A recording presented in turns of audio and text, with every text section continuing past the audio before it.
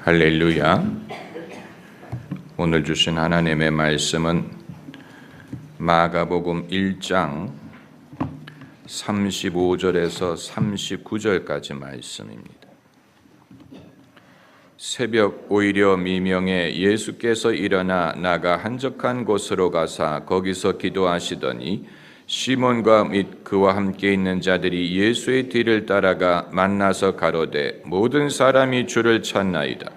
이르시되 우리가 다른 가까운 마을들로 가자. 거기서도 전도하리니 내가 이를 위하여 왔노라 하시고, 신앙을 접하는 사람이라면 기적의 존재를 믿고 또 기적을 바라지 않는 사람은 없을 것입니다. 세상이 아무리 바뀌어도 사람들이 종교를 버릴 수 없는 이유는 기적을 바라는 마음이 없는 사람이 없을 것이기 때문입니다. 왜 성령 사역이 각광을 받느냐?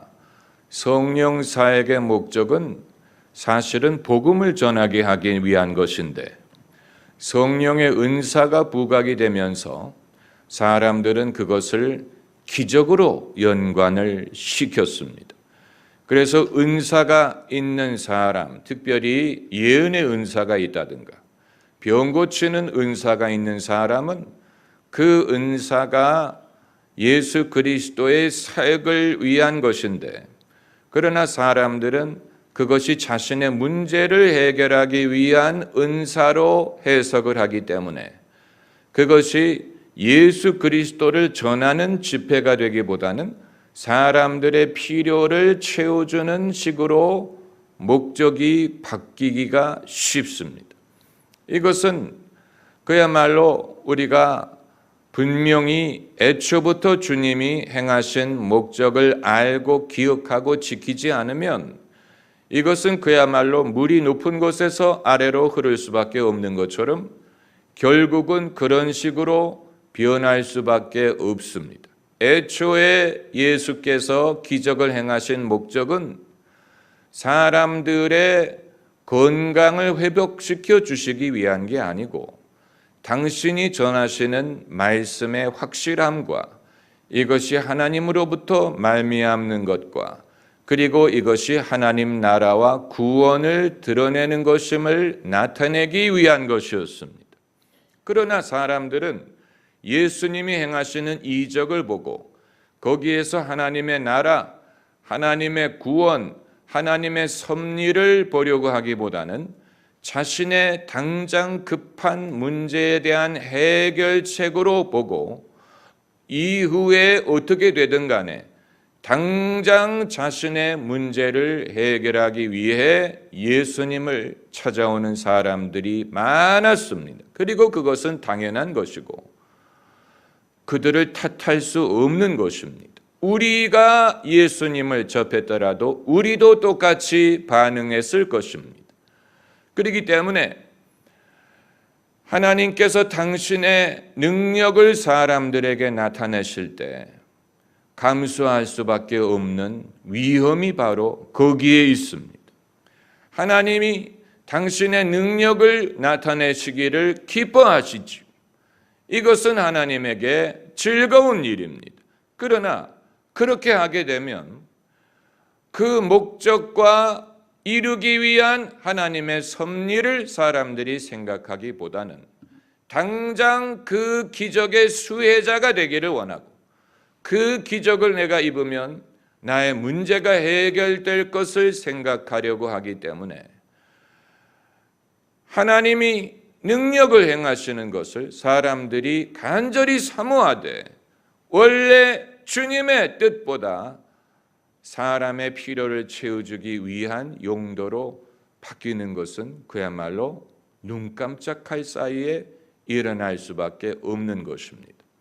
오늘 이 본문 말씀을 우리가 여러 번 읽고 또 읽는 이유는 예수께서 이와 같은 가능성을 아셨기 때문에 당신이 새벽마다 기도하시고, 참고로 예수께서 새벽에 기도회를 여신 게 아니고 홀로 한적한 곳에 가서 기도하셨다고 했지. 예수님이 그렇게 기도하셨습니다. 예수님이 제자들과 기도회를 가지신 것이 아닙니다. 실제로 성경을 보면 예수께서 제자들과 함께 기도하셨다라는 구절을 찾아볼 수 없습니다. 예수님이 기도하실 때는 당신 혼자 기도하셨어요. 밤이 맞도록 기도하실 때도 혼자 기도하셨고, 겟세마네 동산에서 기도하실 때도 같이 기도하신 게 아니고 혼자 기도하셨죠. 다만 3명의 제자들을 데리고 가서 너희도 나와 함께 깨어있으라 하시고 돌 하나를 던질 만한 거리에 가셔서 혼자 기도하셨다고 했지요. 왜 예수께서 함께 기도하지 아니하셨을까? 그것은 우리가 생각하는 것처럼 어떤 기도회의 효과를 얻으려고 할 필요를 못 느끼시고, 기도는 결국은 각 사람이 하는 것이고 하나님과 1대1의 관계 속에서 하는 것이라는 것을 아셨기 때문에 제자들이 믿음으로 기도할 것을 가르치시고 제자들이 기도할 필요를 가르치셨지만, 그것은 결국은 각 제자가 자기가 알아서 할 부분이라는 것을 아셨기 때문에 그랬으리라고 생각이 됩니다. 예수께서 제자들에게 기도의 필요성과 믿음으로 기도할 것을 가르치시고 이렇게 기도하라 주기도문을 예문으로 주셨지만 한 번도 제자들을 닥달하신 적이 없다는 사실을 아십니까? 너희가 기도를 안 한다라든가 기도를 더 하거라라든가 이런 문제로 기도의 양, 기도의 어떤 스타일을 가지고 제자들을 닥달하신 적이 없고, 이것은 이미 예수님을 따르기 이전에 그들이 유대인 전통을 따라 이미 갖고 있는 기도의 훈련과 기도의 전통이 있었고, 예수께서는 적어도 이 부분에 대해서만큼은 제자들이 스스로 알아서 할 줄을 믿으셨고 그들에게 일임하셨고, 그렇기 때문에 기도에 대해서 그들을 닥달하지 않으시고 그리고 함께 기도할 필요를 느끼지 아니하시고 예수님이 기도하실 때는 단독으로 기도하셨어요. 단독으로 기도하셨어요. 왜 새벽에 일어나서 기도하셨느냐?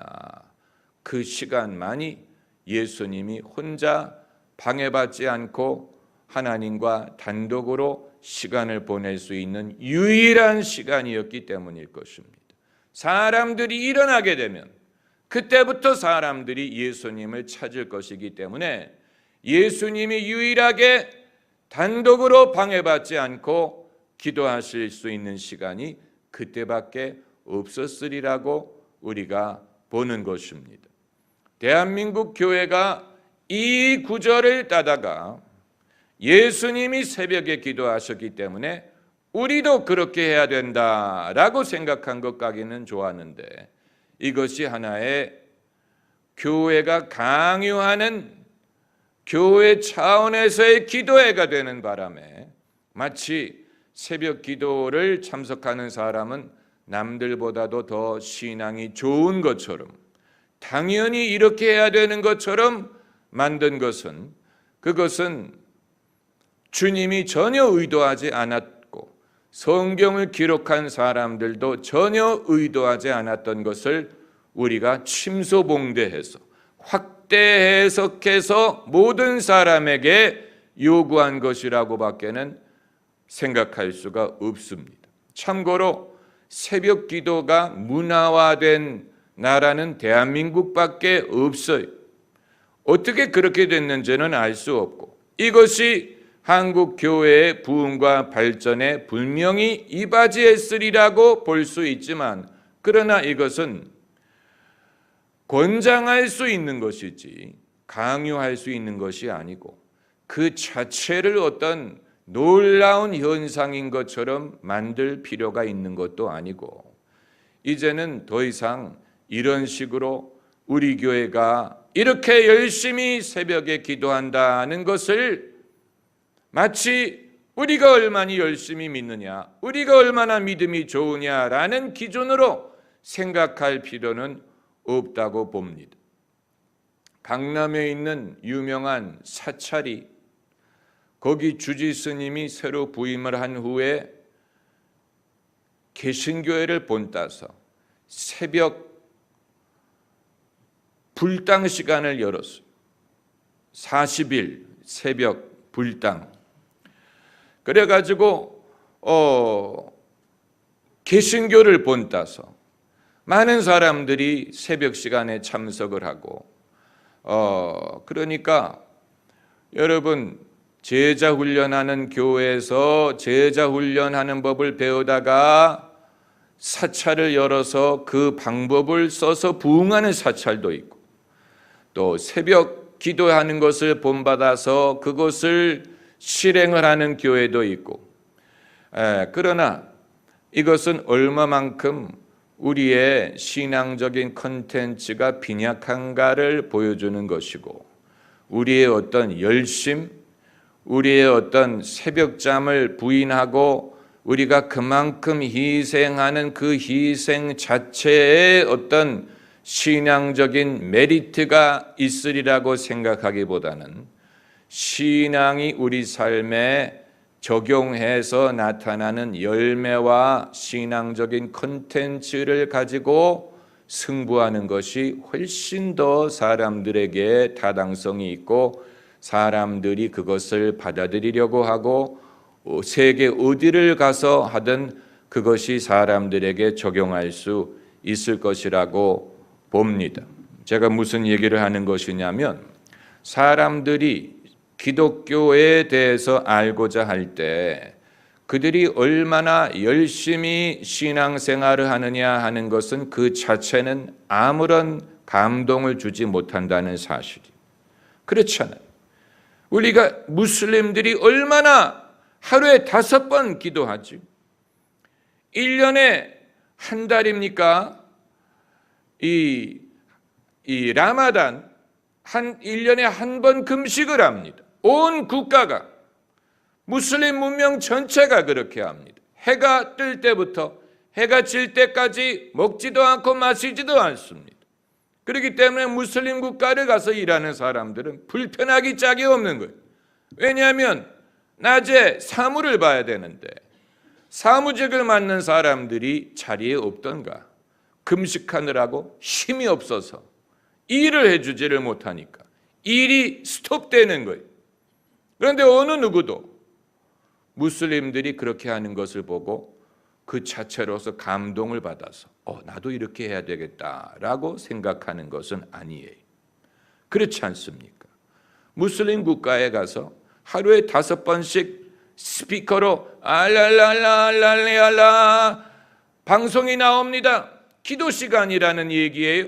아무도 그것을 듣고 거기에서 어떤 감동을 받는다든가 어떤 경건함을 느낀다든가 이들이 이렇게 기도하는 거 보니까 나도 해야 되겠다라고 생각하는 게 아니고 새벽잠을 설치고 시끄럽고 과연 이들이 21세기에도 저런 식으로 그들의 신앙을 공적으로 선언을 해서 모든 사람들이 그것을 듣도록 해야 될 필요가 있을까 하는 것을 생각하게 만드는 것입니다. 왜 이것을 좀 더 자치적으로 사람들이 자발적으로 소화하게 하지 않을까? 왜 차라리 단체 문자를 주면 기도 시간에 단체 문자를 줄 수도 있지 않을까? 그래서 핸드폰이 그 시간이 되면 삐삐 하면서 사인을 받아서 얼람을 받아서 기도할 수도 있는데 왜 공적으로 길거리에 대놓고 스피커로 그것을 방송을 해야 될 필요가 있을까? 21세기에 사람의 종교를 감독하는 방법이 과연 그것밖에 없다는 말인가? 우리가 생각할 필요가 있습니다. 그리고 무슬림 사회에서는 한 곳에서만 그 기도 소리가 들리는 게 아니고 여러 모스크가 각자 방송을 하기 때문에 이곳에서도 들리고 저곳에서도 들리고 마치 우리 모스크에 오라라고 방송하는 것처럼 들릴 수도 있는 것이니까 여러분 신앙을 갖는 것과 그리고 그 신앙을 우리가 어떻게 우리 삶에 소화해서 그것을 적용하고 그리고 남들에게 의미가 전달될 수 있는 방법으로 표현할 수 있을 것인가 하는 것은 끊임없는 생각을 필요로 하는 부분입니다. 끊임없는 연구를 필요로 하는 부분입니다. 우리는 한때 우리가 이같이 열심히 신앙생활을 하면 남들에게도 감동이 되지 않을까라고 기대할 때가 있었는데, 그러나 이제는 우리가 볼 만큼 보고 알 만큼 알았기 때문에 그 자체로서는 사람들에게 감동이 되지 않고, 감동이 되는 것은 컨텐츠. 그렇게 해서 우리가 무엇을 믿고 우리가 어떠한 사람이 되었고 우리가 어떠한 믿음을 가지고 내 안에 하나님이 얼마만큼 함께 하시느냐, 이것이 사람을 감동하는 것이지, 그러지 않고 신경질은 있는 대로 내면서 새벽 기도는 빠지지 않는다, 그러면 그것은 신경질적인 인간의 신앙 형태로 보일 것입니다. 그것보다는 그렇게 하는 만큼 더 너그럽고 선하고 친절하고 또 사랑을 베풀고, 이것이 훨씬 사람들에게 감동이 되고, 하나님을 경험을 한다면 그런 데서 하나님을 경험할지언정 수십억의 무슬림들이 1년에 한 번 라마단으로 금식하는 것을 볼 때 우리는 힘들겠다, 배고프겠다, 이렇게 생각하지, 과연 알라가 위대해, 이렇게 생각하지는 않습니다. 그렇게 생각하지 않습니다. 우리는 신앙에 대해 그동안에 오랫동안 보고 경험하고 생각할 기회를 얻었기 때문에 이제는 리얼리티, 신앙의 실체를 보기를 원하지, 사람들의 외적으로 나타나는 행태만으로 실체를 확신할 수 있는 것은 아니에요. 그렇지 않습니까? 무슬림을 계속 예를 들지만 그들이 얼마나 열심히 있고 신앙의 순수함과 그 신앙의 순수함을 그들의 사회에 강요하기 위해 얼마나 애를 씁니까? 그래서 여자들에게는 히잡을 쓸 것을 강요하고, 외국에 서양으로 이민 간 여성들도 히잡을 쓰고, 그래서 프랑스 정부 같은 데서는 히잡을 금지하는 명령을 내릴 정도로, 이 모든 것은 신앙적인 열심에서 비롯되는 것이고 신앙적인 독실함이에요. 그러나 외부 사람들이 그것을 봤을 때는 불편하고 거리감을 느끼고 차이를 느끼고, 왜 이들은 이런 식의 방법을 고집을 할까?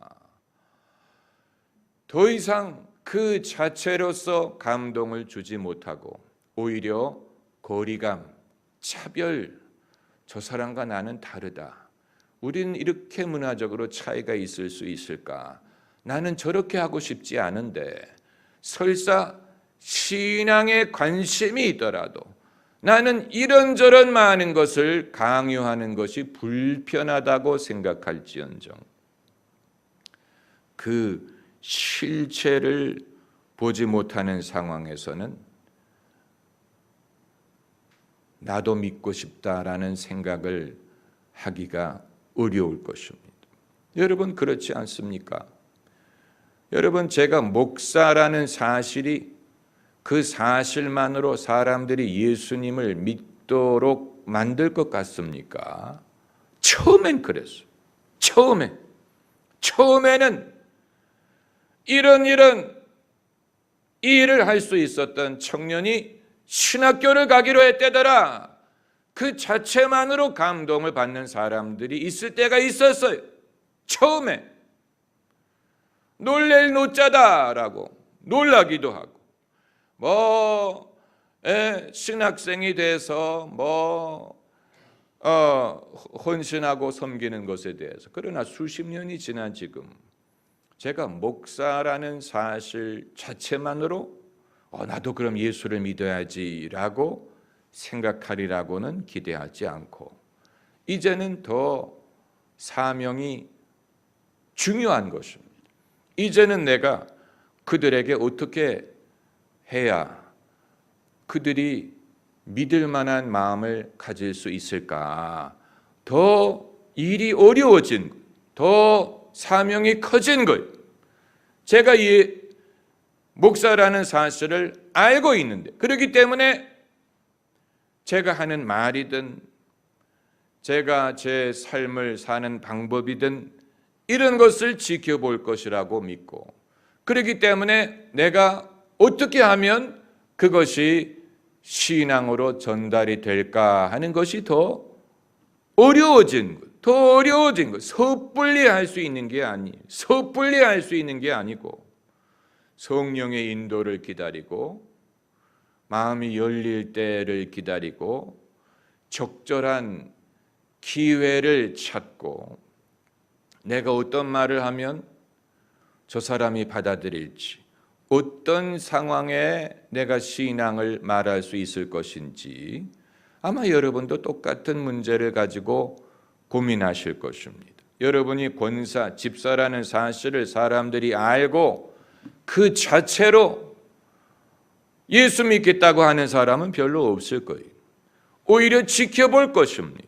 저 사람이 집사라는데, 권사라는데, 그래서 그 신앙이 자신의 삶에 어떤 도움을 줄까? 그것을 어느 정도는 지켜볼 것입니다. 그리고 만약에 거기에서 감명을 받는다면 나도 저런 도움을 받을 수 있겠구나. 그렇다면 나도 교회를 나가는 것이 좋겠구나. 나도 기도를 해야 되겠구나. 라고 스스로 생각을 할 때까지 얼마만큼의 시간이 걸릴지 알 수 없지만, 이건 우리 모두의 과제인 것입니다. 우리 모두의 과제, 어떻게 하면 이 세대에 사람 낚는 어부가 될 수 있을 것인가. 할렐루야. 사람 낚는 어부, fisher of men, 사람 낚는 어부, 이보다도 더 흥분되는 직분은 없지요. 사람 낚는 어부. 다만 과제는 이 세대에 어떻게 사람을 낚을 것이냐 하는 것입니다. 어떻게 하면 사람을 낚을 것이냐.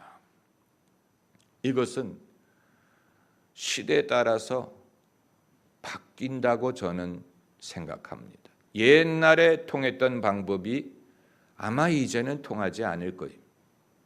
옛날에는 큰형이 교회를 다니면 동생들이 따라갔어요. 그것이 합당할 때가 있었어요. 저희 집에 그런 일이 일어났으니까. 저희 아버님이 장로님이 되셨더니 동생들이 다 교회를 다니시기 시작하셨어요. 그럴 때가 있었어요. 그러나 지금은 그럴 것 같지 않아요. 지금은 형님이 교회를 다닌다고 동생들이 다 믿어야지라고 생각하지 않고, 아마 지금은 신앙은 자유야. 형님이 급한 일이 있으신 모양이지. 이런 식으로 세월이 달라진 것이죠. 생각하는 방법이 달라졌어요. 옛날에는 사단장이 교회를 다니면 그 사단에 있는 모든 장병들이 세례받게 할 수 있었어요. 가능했어요. 그럴 때가 있었어요. 그러나 아마 지금 그렇게 하면 난리 날 거예요. 신문에서 떠들 거예요. 사단장이 자신의 종교를 강요하다. 난리 날 거예요. 그러니까 과거에는 통했던 방법이 지금은 더 이상 통하지 않는다는 것입니다. 옛날에는 국가가 복음화되는 방법이 단순했어요. 그 나라의 왕이 세례를 받으면 국민 전체가 세례를 받아야 돼요. 아주 쉬워요. 왕이 예수님을 믿으면 그 나라가 복음화되는 거예요. 적어도 겉으로는. 그러나 지금은 대통령이 교회를 다니든 공적인 자리에서 예수님의 이름을 말하든 국민들은 그것 때문에 자신도 믿어야 된다고 생각하지 않고 그건 그 사람 일이고 나는 내 사연이 있다라고 생각하는 그런 시대가 되었죠. 그만큼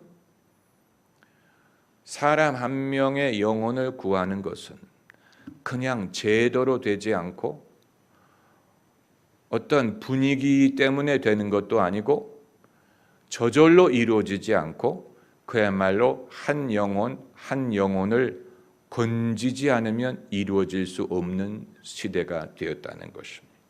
옛날처럼 사단장 한 명이 믿으면 그 사단이 전도를 받을 수 있는 그런 시대는 지나갔고 이제는 장벽 한 명 한 명을 일일이 믿게 만들어야 돼. 그러니까 어떻게 보면 더 제대로 전도할 수밖에 없는 시대가 됐다고도 말할 수 있습니다. 옛날에는 그냥 왕 한 명이 세례를 받아 국가가 기독교화가 된다고 해도 실제로 국민들 마음속에 예수님이 있는 것을 보장할 수 없었죠. 외적으로 기독교화가 된 것이죠. 그러나 이제는 그것과 상관이 없이 각 사람이 회심해야 돼. 각 사람이 거듭나야 돼. 각 사람이 예수님을 영접해야 돼. 그건 저절로 되는 게 아니고 그건 한 사람 한 사람의 영혼에 대해 우리가 깊은 관심을 가지고 보살피고 기도하고 제대로 된 성령의 역사를 경험해야 되는 것입니다. 세월이 바뀌고 룰이 바뀌었어요. 옛날의 방법에 의존한다고 되지 않아요. 이제는 이 시대에 맞는 방법을 우리가 찾아야 됩니다. 이 시대에 통하는 방법. 우리는 자녀들에게 엄마가 네 나이였을 때는 이라고 말하기 좋아하지요. 젊은이들이 제일 듣기 싫어하는 말이 그거라고 합니다. 아빠가 네 나이였을 때는. 왜 그런 말을 해야 된다고 생각합니까? 세월이 흐르면서 룰이 바뀌었기 때문에 그래요. 사람들 생각하는 방법이 달라졌어요. 옛날에 통했던 방법이 더 이상 통하지 않아요. 옛날에는 그게 통했어요. 옛날에는 통했어요. 그런데 지금은 통하지 않아요. 세상이 더 나빠진 것이냐? 사람들이 더 악해진 것이냐? 예수님 믿기가 더 어려워진 것이냐? 아니에요. 그런 식으로 말할 수 있는 게 아니에요. 다만 룰이 바뀐 것뿐이에요. 옛날에 통했던 방법이 더 이상 통하지 않고 우리는 새로운 더 나은 방법을 찾을 필요를 갖게 된 것뿐입니다. 찾으면 돼요. 찾으면 됩니다. 소위 포스트 모던이라고 하는 것이 우리가 단어는 많이 들었지만 도대체 무슨 뜻이냐. 포스트 모던이란 말은 옛날에 통했던 방법이 이제 안 통하고 새로운 방법을 찾아야 되는데 새로운 방법이 어떻게 보면 옛날의 방법보다 더 쉽다, 쉬울 수 있다. 이게 포스트 모더니즘입니다. 옛날에는 사람들이 이런 이유 저런 이유를 따졌는데 이제는 따지는 것보다는 자기에게 유익하면 받아들이는 그런 시대가 돼가고 있다. 그렇기 때문에 옛날에는 이런 이유 저런 이유 때문에 믿음에 대해서 거부하던 사람도 이제는 내가 마음에 들면 얼마든지 받아들일 수 있는 시대가 돼가고 있는 것입니다. 여러분, 우리는 우리의 필요 때문에 하나님을 찾아옵니다. 그러지 않은 사람 아무도 없어요. 헌신적인 이유로 찾아오는 사람 아무도 없어요. 처음부터 내가 하나님을 위해 무엇을 해드릴까 이거 생각하고 교회 오는 사람은 아무도 없어요. 다 무언가를 얻기 위해 옵니다. 무언가 필요하기 때문에 와요. 그런데 예수께서 이 땅에 오신 목적이든 이적을 행하신 목적이든 병자를 고쳐주신 목적은 그 자체를 위한 게 아니고 당신의 복음, 당신의 천국 복음을 증거하기 위해 하신 것입니다. 그렇기 때문에 오늘 본문에서 제자들이 온 동네가 주님을 찾나이다 라고 했을 때 예수님이 전혀 요동하지 않으시고 우리가 일어나 다른 마을들로 가자.